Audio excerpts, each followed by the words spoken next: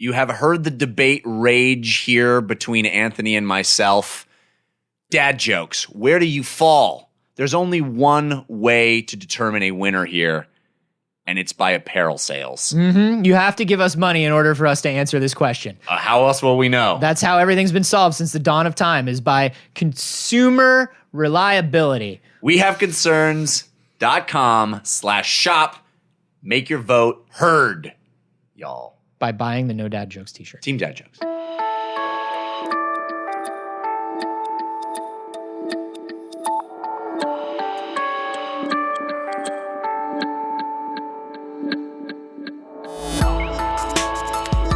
Can't talk to you about Fury Road or Mad Men or Game of Thrones or anything that's happening in your life right now is strange and alien to me. Right. But if you'd like to play stick and hoop, that I can do with you. This is We Have Concerns. Hi, Jeff Cannata. Hi, Anthony Carboni. Hello, concerned citizens. Oh, cloning. Oh, cloning. We've talked about it a lot. And we still haven't done it. Though, as you and I talk about cloning all the time, and I set a time in my calendar, and I set up my garage, and you flake every fucking time. But things come up. I mean to clone. I want to clone. I intend to clone. If you would just come over and clone, I would clone. There would be an extra one of you, and then you wouldn't have these time concerns anymore. That's a good point. And you would be a better friend to me. Because you know that cloning is important to me. I would be twice the friend to you. Oh, I would. No. I would. De-extinction in particular is what we're talking about here. This is a story sent in by Alex Salinas. This is a story about de-extinction. We've talked about that before. People may remember the hellfinch from an episode where we talked about de-extinction. It's an unfortunate thing that we made the hellfinch de-extinct. We never want that to happen. Kids can't get anywhere near the Garden Grove Mall anymore.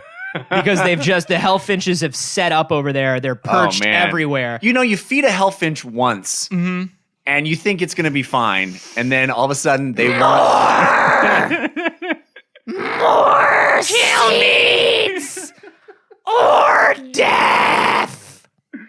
And you know, they're screaming for death, but they don't let you get close enough to kill them. Well, you can never tell if they're screaming for their own death or for your death. And you'd think the genome would tell us the secret of which one it was. So the idea of de-extinction is really possible. There are scientists actively working towards filling in these gaps, these creatures that we have driven to extinction with our human ways. Yeah. We are reconstructing Or maybe they were clumsy. Like, I don't know. Don't make us the bad guy and everything. Maybe they were just klutzy birds They just fell into my shotgun blast. They just tripped and landed in my pellets of shotgun. Lord Wellington, I tried to shoot this turkey and I'm afraid a dodo just jumped headfirst into my blunderbuss. Why, that's the 4th time this week that a dodo has fallen in front of firing weapons. I'll tell you what, if they tasted better, I would be happy about it, but they are terrible. Well, just keep firing away. Thunk. Oh, come on. Dodos. This particular article sent to us by Alex Salinas using our email address, which is wehaveconcernshow@gmail.com. You can also use our subreddit over at wehaveconcerns.reddit.com. Anyway, this article is a different flavor of de-extinction. Yeah, because so far it's been birds, mammals, like the mammoth, or like a particular type of bird or something, some animal that we want. So what is the animal that we'd like to bring back this time, Jeff? Well, it's not dinosaurs, because dinosaurs are, we got dinosaurs in the movie theaters talking about de-extinction. Yeah. No. We're talking about man's prehistoric friend, the Neanderthal. Or Neanderthal, if you were about to tweet at us. We get it. Yeah. So these are our cousins. These are not the ancestors of humans, but they shared ancestry. Shared ancestry. They lived alongside early man. Yes, very different from us, but there are scientists talking about the potential for being able to fill in their genome gaps and create what we believe to be a Neanderthal. Now, this isn't possible now. This is a horrible idea. It's not possible right now. It's the worst thing. But it very well may be. And the idea of how they're going to do it is pretty terrible. The way that they outline being able to do it. Well, we would take human DNA and we would edit it out. We just smash it. We just smash it in with places. a club. Yeah, we just smash it in places with a club and put it into a 3D printer and see what comes out. Is it a human? Is it a Neanderthal? Is it some sort of terrible monstrosity? We'll find out. We just keep smashing it. Hey, doctor. I think we just created a Geico commercial. Well, I've been experimenting with Henry Winkler DNA. And I just thought there was I know that everybody said there was no scientific way to make the Fonz cooler, but I thought I could. I thought by smashing some bits of DNA I could, and I see now that what I've done is wrong. Prehistoric Fonz. Chachi. Prehistoric Fonz just settle down. Richie. The problem with prehistoric Fonz is that every time he hits the jukebox, he destroys it. Oh, prehistoric Fonzie. Hey. He doesn't jump sharks, he eats them whole. That's right. It's the only way he can survive. So the idea is that they would recreate the DNA of Neanderthals. So as we know it, by mixing together human DNA and some chimpanzee DNA, I guess. So they're basically messing with it. They're taking a human stem cell base. Yeah. They're taking the sequences of the Neanderthal DNA that we know that we've recovered because we have most of the Neanderthal genome, Right. and they are adding it to we're going to take this human stem cell, we're going to take this Neanderthal DNA in places where we don't have stuff. We're going to take some guesses, some educated guesses. We're just going to be creative. Maybe, yeah, that's how it works. You get a little creative with DNA and everything goes right. You got to have artistic license in science. Mm-hmm. Yeah. Yeah. I think so. I think science is mostly about artistic license. And then the problem here, the problem really comes in because at the next step is then putting it into a human female womb, and she has to come to term with it. Right. Which, let's find a lady to sign up for literally that coming job. to term with it and also just come to terms with it. Yes. It's happening on both levels. Not only do you have to carry this to term, you have to come to terms with the fact that we just gave you a cave baby. I can't tell you which one's going to be harder to come to terms with. But yeah, you got cave baby in you. And hey, you got a little cave baby in you? Would you like one? This is a bad idea, Jeff. This is a bad idea. Here are all my thoughts on why this is a bad idea. Number one, we're not going to get this right the first time. We're not going to get this right the first time. We're not going to get this right the 5th time. Yeah. We're not going to get this right the 100th time. I think it's something like 1 in every 500 that are done by, what is this called? Nuclear transfer. Right. It's something like 1 in 500 embryos that are carried through nuclear transfer actually survive, come to term, and are genetically correct. I can give you the exact data. What is the exact data? This article says this is the Pyrenean ibex, which is a creature that they wanted to clone and create and bring back from extinction. Spanish scientists created 439 eggs containing the extinct species nuclei. Only 57 developed into embryos, 5 survived to full term in the pregnancy, and 1 was born. So yeah, about 1 in 500. Yep. Oh no. And then when that one was born, was it okay? Was it a good ibex? Did we make a good ibex? I don't know what our standard of good ibex is. Well, you look at a regular ibex and you look at the ibex that we made. That's the problem. And you compare. Yeah. Well, let's do this. There are some signs. I mean, and understandably, when you're working with extinct species, no, you can't know if you got it 100% correct. But here are some questions that I would ask. Number 1, was its heart inside its body? Really, that seems like a high bar. Heart inside the body? I know, I'm a stickler. I know. You seem real stringent on traditional views of anatomy. That's all I'm saying. How many horns did the ibex have in comparison to what it's supposed to have? As I said, creative license, artistic license. Did it scream for death in a human voice? Always. But really, I think you're being very, very limited in your success-failure definition. So here's the thing. If we make an ibex and it comes out and it's not quite right, well, it's a bummer. We fucked up an ibex and that's kind of heartless of us. Yeah. We just made a hominid child. Okay? Uh-huh. Now, the Neanderthals used tools. They created art. We know they have creative impulses. We know that they have intelligence. We know that they had some sort of form of communication with one another. We've seen Encino Man. We've seen Encino Man, and we know that people are initially going to misunderstand it, but then it's going to become the coolest kid in school, and it's going to teach us a little bit about ourselves. Yes.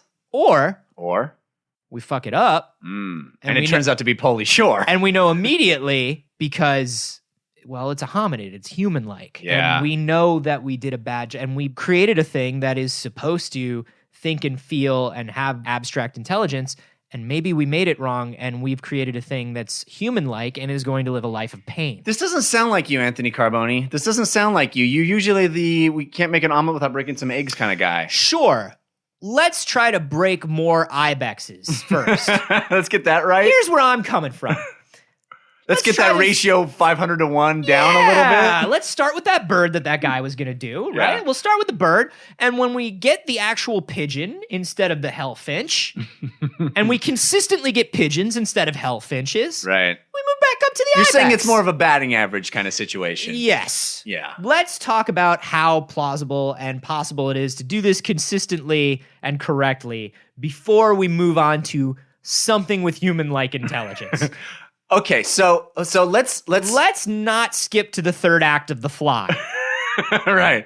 I hear you. That's the most unsettling part of The Fly, Jeff. It truly is. In the beginning, It seems all sunset and roses. he's kind of a wacky guy, and he has an espresso machine, and he's very proud of the eagle on top of it, and they have some and he's brilliant, but he's a little withdrawn. Got And a lot that's of cute. ideas. He's got a lot of ideas, and it's cute. If you were to see that first 5 minutes and skip to Act 3, that would be unsettling. It would. Jarring. Yeah. Okay, so let's say I grant you that. Bad idea. But what if we did get to a place? Well, let's do it. But let's say we managed to work out all the kinks. Yeah. And we could guarantee you got Neanderthal cave baby. Yeah. Well, here is where your second wave of troubles begin, Jeff. We make a cave baby. Yep. Good on us. Nice. We High did fives. a great job with that cave baby. Where's the cave baby going? Is cave baby going to school? Probably into a cave. Cave baby going to live a normal life? We're going to put it on the high plains and let it run around on its own? Are we going to let it live its life, and will it be happy that way? I think we're Are we going to probably going to keep experiment? it in a cage, yes, and poke it and prod it. My favorite quote from this article says, if the Neanderthal child was far stronger than modern humans, he or she might be excluded from playing sports teams. Which is the worst possible outcome of this. That's what's really I'm heartbreaking. just saying we should people our Olympic teams with Neanderthal cave babies. Do we want to win the shot put this year or not, Anthony? You laugh, but here's the deal. We want to play God? That's fine. Let's play God. You want to possibly create a thing into a life of pain because we do it wrong? That's fine. But I'll be damned if we create something that isn't allowed to play sports. Let Gronk play baseball. Okay, he's a terrible fielder. I'll give you that. But there's a thing called a designated hitter. Gronk hit good. I grant you that Gronk does not use regular-sized bats. No, he Gronk used big bat. Handmade, more clubs than bats. I'll grant you that. Gronk used leg. Gronk will use a human Gronk leg. improvise. Gronk dedicated to the sport. Gronk here for love of game. See? Why will you? Well, I just don't think that the rest of the kids. I'll be honest with you. We had some of the females that came out to try out for the team. Gronk beat one over the head with a femur, and she fell to the ground. He picked her up by her hair, and he carried her 37 yards back to underneath the bleachers. Gronk, think you did not see whole situation. Yeah. Gronk, think maybe you walk in late. Gronk, good intention. All right, Gronk, I'm willing to hear your side of this story. That it. Gronk, good intention, love of sport, basically story. You have to admit, he has an amazing batting average. He strikes out a lot. I'll be honest, he strikes out a lot, but so the average isn't great. But when he does hit, it's a home run every time. He's got the strength of an ox. That Gronk. Pretty good. Pretty good strength. All right, Gronk. Here's the thing. I'm not comfortable with you being on the team. Flunk! Gronk, I told you, you can't do that to every coach. Now we're going to have to find a new coach. Gronk realized now he only halfway through sentence. Gronk realized now mistake. Gronk apologize. Oh, Gronk, you're so misunderstood. The interesting thing about that story is that the parents decided to name the child Gronk. They didn't have to. They didn't have to. It's really sort of a profiling thing. Yeah, they didn't know that. I think they were trying to respect caveman culture, but they didn't really know anything about caveman culture. Well, to be fair, his full name is Gronkthaniel. So Gronkthaniel Tiberius. Yeah, I mean, so we make a Neanderthal child. Welcome to the world, Neanderthal child. What is your world going to be like? Is your world going to be strange and confusing? I'm just an unfrozen caveman lawyer. I don't know. But is it going to be a confusing and stressful world where we're constantly testing it, right? Is it going to be a sort of a gorilla-esque world where, like, hey, we love Coco the gorilla. Coco the gorilla needs to stay in Coco's environment and do the things that we say Coco can do, right? It's enough of a problem when it's a gorilla. It's an even bigger problem when, like I said, it's a human-like creature. I just don't understand why anyone would want to do this. Like, what benefit does it have to us to have our evolutionary co-ancestor? Let's just cut to the chase. We're clearly doing this to create a slave race of super strong cavemen. That's the subtext of this article? There's no end game other than that, other than to create an underclass. We can do it. We want to give everybody a common enemy. That's what we're doing, right? Eliminate all tension between cultures. Yeah, Bill Travis, Associated Press. Yes, go ahead, Bill.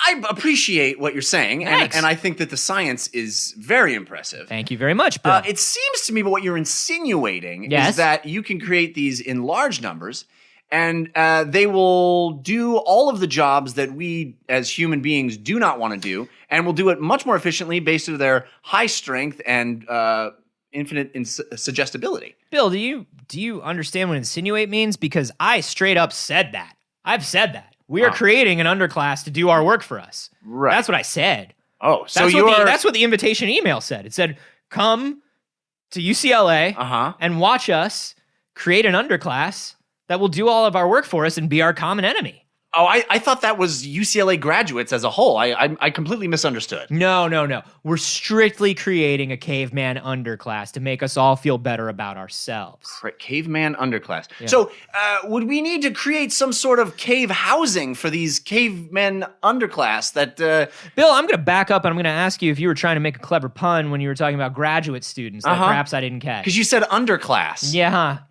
That's what that's... Gronk? Gronk hate dad joke. Love baseball.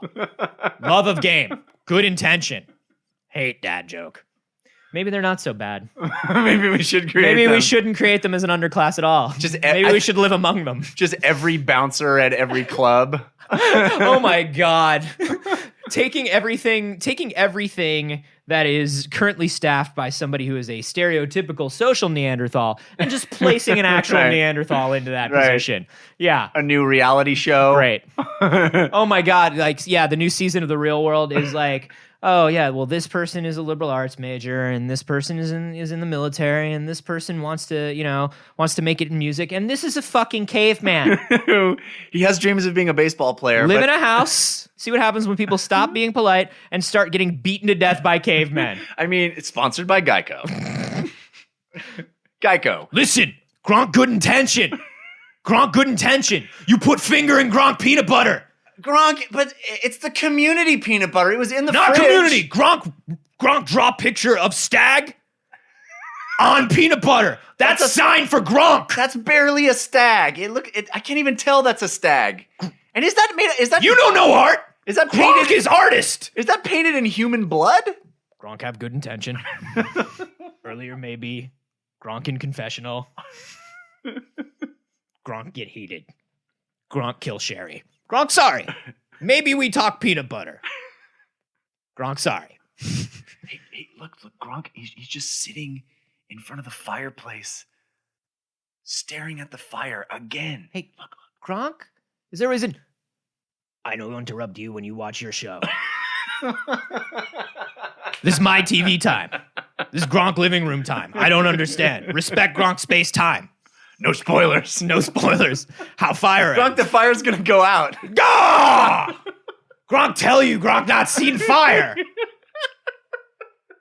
I just think this could only end in a million bad ways. And, luckily, I will say this article is presented as sort of a thought experiment. Yeah. It's presented as, can we do it? Should we do it? Should we do it? Which, I think that means that, like, people aren't really asking this question because they're about to. It means, like, we're asking. There may be a point at which we can. Yeah. Would it be smart?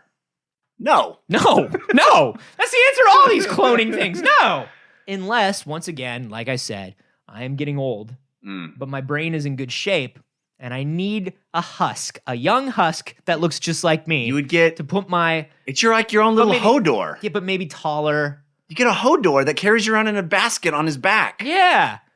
Wait, it would be a Hodor of me carrying me? I don't think it would be a young me that we cloned to carry the old me around? Yes. Is that where you're coming from? A younger, taller, stronger, more physically robust you. Why wouldn't we just put my brain into that body? We can't do that. We can clone you. We can't do that. We don't have the ability to put your brain into that body. But he'll be super supportive of you because he's you. It would be like looking into the eyes of everything I miss, except like the mind wasn't there. It would be such a torture. It would be a taller, better looking me. The me I always wanted. And all I can do is carry me around. Carry old me around when I have to go to the bathroom. Change out my colostomy bag. The best version of you. We're going to make it have sex with women in front of you. Why? Why? Oh, man. That would be horrible. Yeah, let's not do it. Let's not clone Neanderthals. I name him Vicarious. Vicarious Tiberius Gronk. I don't know. Do you guys think that this is a good idea? Should we be cloning Neanderthals? We don't feel good about it, but you can let us know how you feel about it. I want to know one good reason to clone a Neanderthal. Yeah. You can send it to us on Twitter. You can hashtag it love of the game.